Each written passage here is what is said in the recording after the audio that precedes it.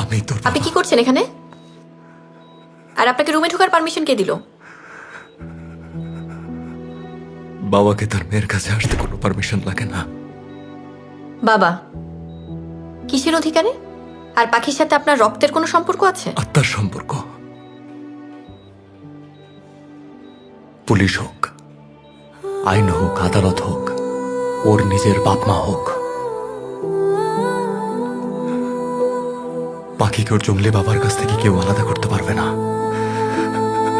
কেউ না। এই প্রথম জনিকে আমি নতুন করে আবিষ্কার করলাম।